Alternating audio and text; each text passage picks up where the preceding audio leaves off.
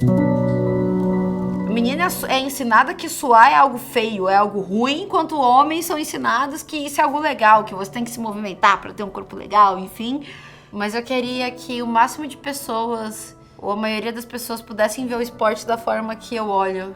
Assim, não é possível que as pessoas não achem que é bonito, tipo, ver o suor na quadra ou na pista. Eu quero que o esporte, ele chegue para todas as pessoas, da forma que ele é.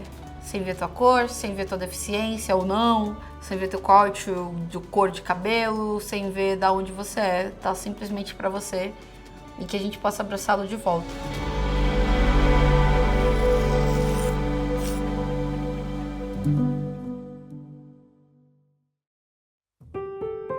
O atletismo, ele entra depois de eu descobrir um tumor na cabeça.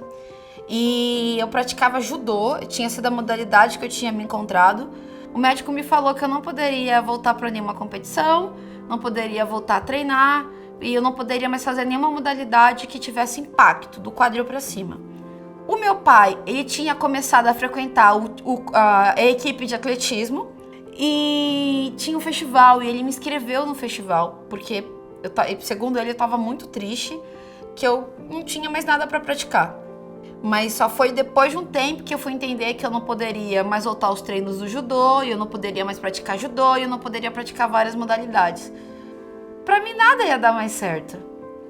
E é muito louco, porque eu precisei de um tumor para conhecer o atletismo, mas o meu amor de vida é o atletismo. E não é porque hoje eu sou uma atleta profissional, mas é porque eu tenho vários arranhões nessas pernas e nesses braços causados pelo atletismo. Em cada um deles eu aprendi uma coisa que foi muito importante para minha vida.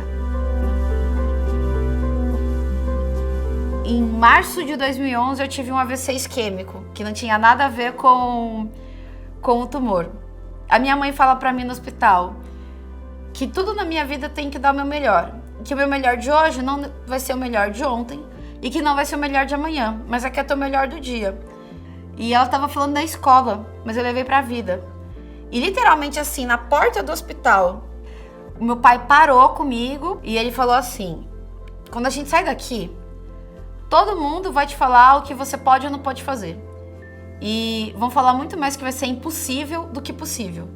Só que quem vai decidir, quem vai ser responsável vai ser você. Mas quando eu entro no Paralímpico de verdade, e aí eu entendo que eu tinha e tenho uma deficiência, eu começo a ver possibilidade no futuro com o esporte. Aquele primeiro mundial foi o que abriu todas as portas para mim. E eu me lembro de sentir um medo tão grande, mas tão grande, principalmente em relação aos impossíveis. Porque eu pensei, e se eu perder? As pessoas que falaram que vai ser impossível conquistar um pódio vão estar certas. Mas e se eu queimar? Eu sou desclassificada e eu não vou ganhar. Mas eu não vou perder. Então o impossível não existe. Olha que loucura. E naquela época o Johansson Nascimento, que hoje é o vice-presidente do comitê, ele chega e ele falou assim pra mim: tá com medo de quê? Minha filha, o que você vai fazer aqui? Você já fez milhares de vezes. Quantos tiros você fez pra conseguir correr 200 metros? Quantas cirurgias? O AVC que você passou? Isso que você vai fazer hoje é um tiro, são 200 metros. Quando você piscar, vai ter acabado. Então entra lá e se diverte. Eu nunca falei isso. Até hoje, eu não sei de fato se eu decidi não queimar ou se não deu tempo de eu queimar. Eu não consigo lembrar. Eu lembro que eu saí e eu lembro de ter pensado, ok, passei 1, 2, 3... Eu escuto alguém falando assim: não desiste, Verônica. E aí eu lembro que eram, sei lá, 40, 50 metros que pareciam alguns bons quilômetros e que eu tava em primeiro lugar. Quando eu ganho o campeonato mundial, eu até hoje fico: que raios aconteceu? E foi naquele momento que eu falei assim: e agora? Qual que é o próximo passo? Depois de 2016, eu tive outras 2 cirurgias, então eu vou para 2016, conquisto a medalha de prata e de bronze. Durante alguns dias eu não consigo me sentir válida por ter conquistado uma prata e bronze nos jogos, porque eu queria o ouro. Mas em 2017 o tumor ressurge na minha cabeça, eu tenho que operar. E ainda estava consideravelmente controlado. Em 2018 o tumor volta mais uma vez, eu tenho que operar mais uma vez. Termino a cirurgia, que foi extremamente difícil. Desenvolvo uma doença extremamente rara chamada Addison. Não produzo mais hormônios, que são essenciais, não falo nem só para o esporte, mas para a vida. O meu corpo muda absurdamente. E aí eu começo a pensar por que isso acontece comigo e não com pessoas que eram ruins. Em 2021, o tumor na cabeça volta mais uma vez. O remédio, o pessoal vê que não vai dar certo, que é um tumor extremamente resistente. E eu tenho que ir para radioterapia e radiocirurgia entre 2021 e 2022. Além disso, eu fico fora dos jogos.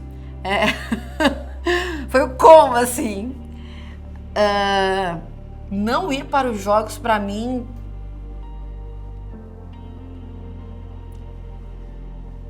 eu chorava, assim, muito. Muito. E eu queria que caísse uma bomba lá no centro de treinamento e acabasse tudo. E aí o professor Fábio Dias e o professor Amaury falaram muito comigo. E eu lembro dele falando assim, olhando bem pra mim, falando: eu sei que você tá triste. Eu sei que bateu o desespero. Mas eu preciso que você se acalme. Porque assim como você não vai pra Tóquio, a gente vai ter 2024. Sua vida não acabou. E hoje eu sei que eu vou pra Paris. 3 anos se passaram, mas pra mim foram uns 10 anos. E foi uma loucura.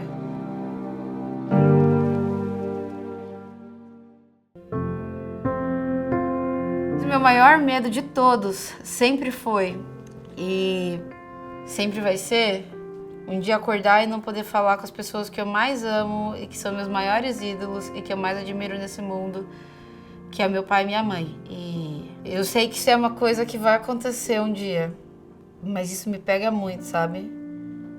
Porque nada disso existiria, nada disso teria acontecido se lá naquele primeiro tumor eles não tivessem falado: a gente vai passar por essa.